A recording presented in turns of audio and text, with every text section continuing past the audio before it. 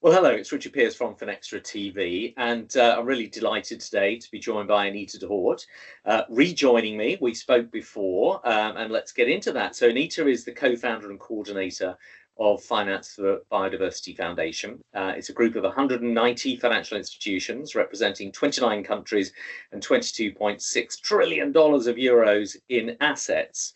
And we met last time after COP15. We're now meeting after COP16, which was in Cali. And we were just joking before we started that those assets have gone up. So, maybe that's the headline, that join the Finance for Biodiversity and see your assets go up. But we shall see. But seriously, we're here to talk about the Biodiversity COP. It wasn't a great story that we're hearing coming out of the COP. But you were there and you helped organize it. So let's hear from you, Anita, about what you think was the mood music and the achievements and perhaps the things that need to be improved upon. Anita, over to you. Well, thank you so much, Richard, of having me again. It's really a pleasure 1.5 years ago. And yeah, there was a big momentum, of course, after COP15. And it was the first COP ever, CBD COP, in which the finance sector was really appearing all of a sudden. The rumors go that there was only one banker at COP14, and COP15 there were hundreds of them. Mm-hmm. This COP16 in Cali, Colombia, even had more financial institutions, more than ever, and there was a great involvement from private companies as well. So it showcased that biodiversity is becoming almost mainstream. Mm-hmm. I'm saying almost because we're not there yet. We're still looking at standards. We're still looking at measurement. We're still looking at solutions. But you see, there's a great momentum gained since COP15 for biodiversity. So I think that's the positive news from this COP. But the negative, I suppose, let's face that straight on, was that I suppose the key thing is the funding that was being sought for to actually address the nature issues couldn't be agreed. I mean, there wasn't a quorum. There wasn't the funding couldn't be agreed between the global north and the south. Expand on that for us. Is that as bad as it sounds? What can we see as a positive out of that particular headline, if any? Yeah, that's always the classic debate with any COPs. You also see that with climate COPs, there's always more funding for nature. And that was also the case with the resource mobilization strategy, as how it's called and was debated upon in Cali. It was more than just a fund. It's a whole strategy. And in the strategy, there are some levers how to attract funding from all sources. That's the target 19 from the Global Biodiversity Framework. But it's true that also discussions on the fund and the debates went on, should there be a new fund created to mobilize funding, or should we stick with the GBFF fund, which is already structured by the GEF, and try to work on more resources for nature? And there's no decision on this yet.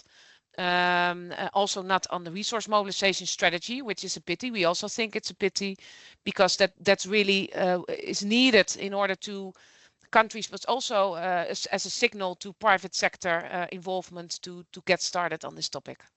So how do you break the logjam? I mean, we've got 30 by 30, 50 by 50. So, 2030 is not far away. So by the time you attract the funds and create the vehicles to implement them, do the implementation plans, etc. Wow, I mean, that's a big thing. So we'll still be seeing all this degradation of nature. There's a big crisis. How do you break this logjam? And if you can't break this logjam through if you like, the COP type processes of policy and convening, what other options are there? Now, what we've been trying, and we were a part of the Resource Mobilization Advisory Committee as Finance for Biodiversity Foundation, so followed the pre-negotiations on the foot.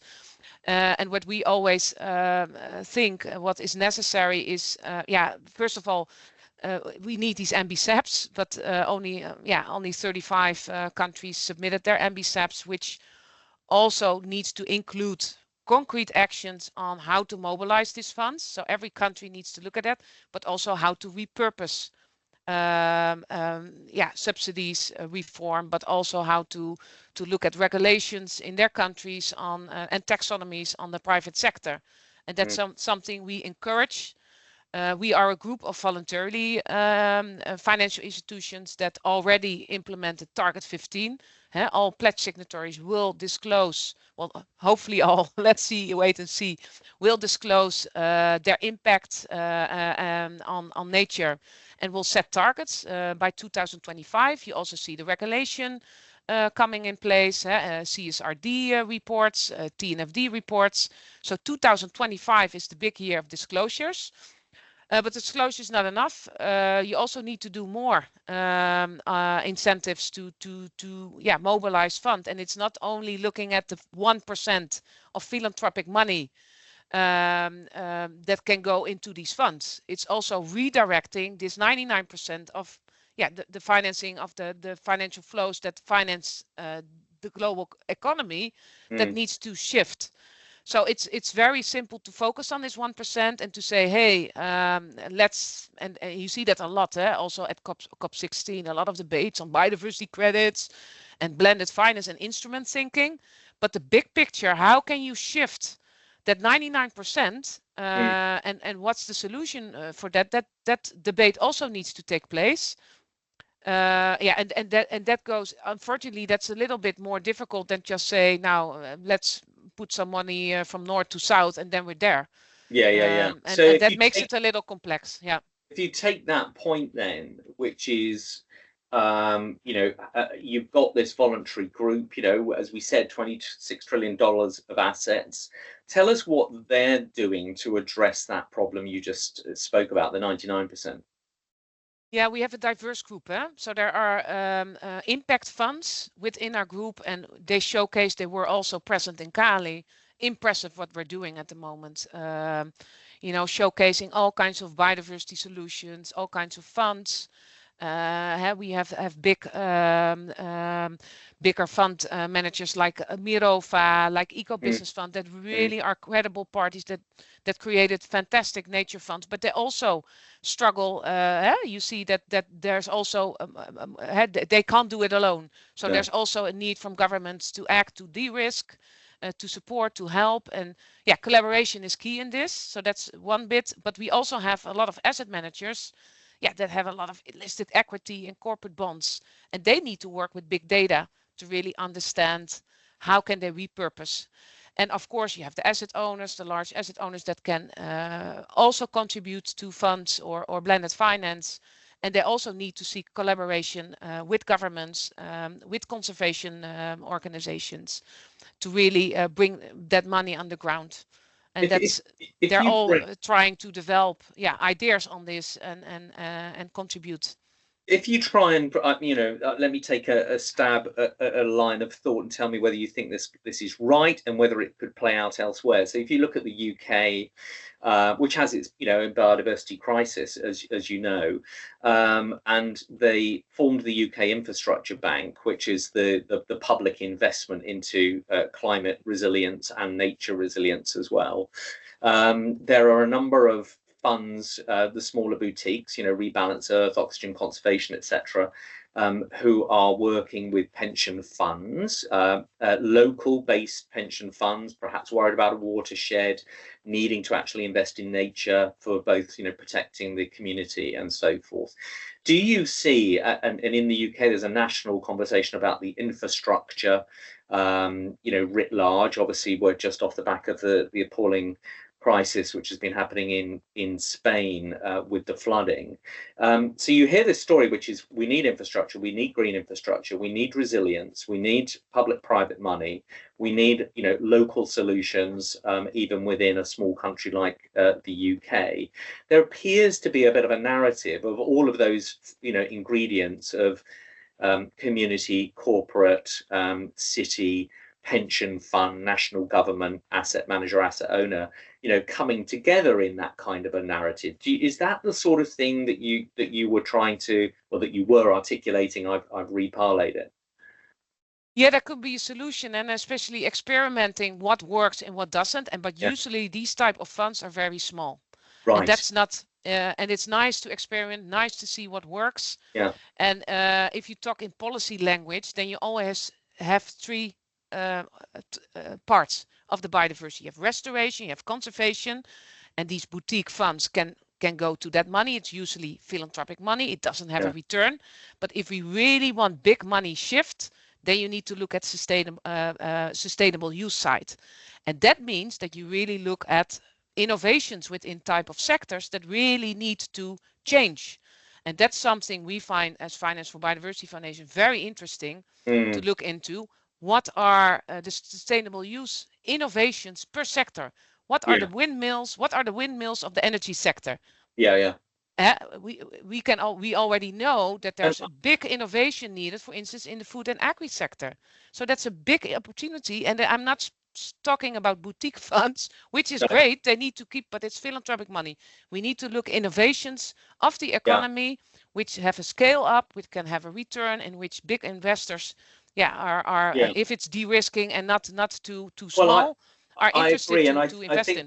what I was touching on was, and you may not be familiar with it, but the UK Infrastructure Bank is the government's development bank. So it's got it's called now the UK Wealth Fund. So it's actually got I can't remember what it is, 22 billion or something that it can dispose. So it's quite a big number for the UK.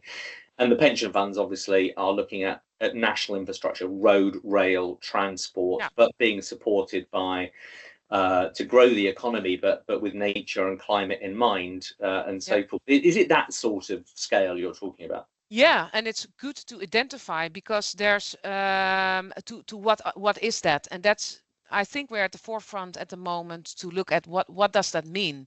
And I think you really need like sector pathways, as we saw it within the climate. We knew, okay, what are we not going to do? What are we going to stop? But where towards are we leading these companies, to which innovations and which future nature safe activities we can guide them? And that's something that is very interesting for the finance community to look at these innovations. And then let's bring that back. So from UK, it's tough enough in the UK to tell that story, which is quite small. But then you talk about the global south and the global north, and the debate that you were very much involved with.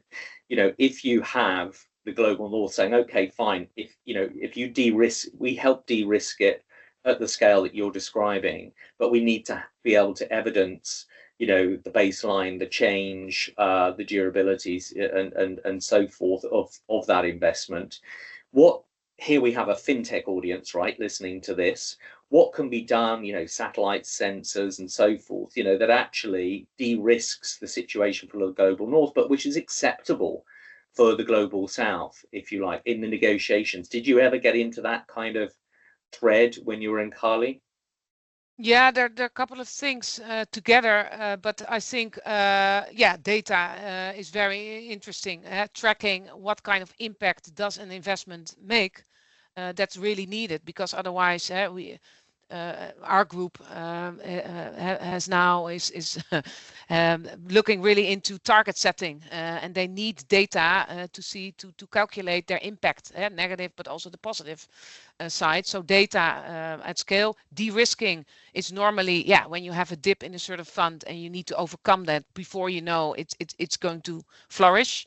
And that usually typically governments need to step in to de-risk in order to know that sort of fund or nature investments or solutions will flourish afterwards. That's something different. I think at the local level in developing countries, they just need money to meet this GBF targets and goals. They say we don't have the means to do it. Now, some of them, and there are groups, for instance, UNDP Biofin really works together with, I think, almost 100 countries, really making country scans, looking into what they can do, not only with money, but also with very smart solutions on tax, on all subsidies, but all kinds of interesting instruments, which really is a success story in some cases. But next to that, they just need simple money to restore certain or conserve certain hotspots, because some countries are really sitting on the most precious nature, and that needs to come from ODA funding, how they call it. And ODA funding is the developing country funding. So that's a separate discussion. So this ODA funding needs to go there to preserve and to restore these countries. And then you have, of course, the companies that mining or chemicals or whatever in these countries that destroyed nature. And there you also need to put a hold on. Private sector can oversee that the companies they invest in don't do harm in these regions, but also governments need to get a hold on these practices. So it's a whole package what you need. It's not one single bag of money or one single solution. You need to look at the whole package, and you need to do that together. That's the basically. Look at the biodiversity hotspots. Look at the supply chains that are coming out, be it minerals, mining. Make sure that the supply chains are being properly analysed. You know, there's many ways of doing that through the financial side as well as others. Lots of work being done by the satellite and sensor companies and the the people like Client Earth and Mighty Earth, etc. And then basically follow the money trail, and then make sure that we stop funding those negative extractive behaviors. If we look at disclosure of companies, then you see that most companies still don't disclose their impacts on nature. So if you don't have this, and hopefully it will come in place in 2025 when everybody reports on the CSRD and other regulation. But if not, then we really are reliant on these tracing data, vehicle, satellite, whatever, to trace then the supply chains, the value chains of these companies to see what's happening. Completely. But it would be better if companies itself report on their impacts. Well, that we can really help. I don't feel that confident people are going to mark their own homework and give themselves anything other than a pretty high grade. So I think we need the eye in the sky, and we need to be having an independent adjudicator checking their homework. We'll see. Well, look, it's been so interesting listening to you coming straight back from COP, and all the work you're doing is fantastic. So although it feels a little bit tough, I know you put it, and a lot of people put a huge amount of work in, and you give us all hope. Any last thoughts to leave us with, Anita? I hope that if we speak again after COP17, that there's much more achieved than now. I'm not so negative. I'm negative on the MBSAP development and the money that came in. But at the other side, a lot of good things are happening, especially from the financial institution side. There's a lot of activity. Biodiversity is considered as mainstream now, included, just like climate change. So there's some optimistic there. If we are in time before 2030, probably not. But I hope we keep this momentum and speed up with some solutions. Well, that's a wonderful note to leave it on. Anita, thank you so much for your time. Thank you so much for having me. See you next time. Next time.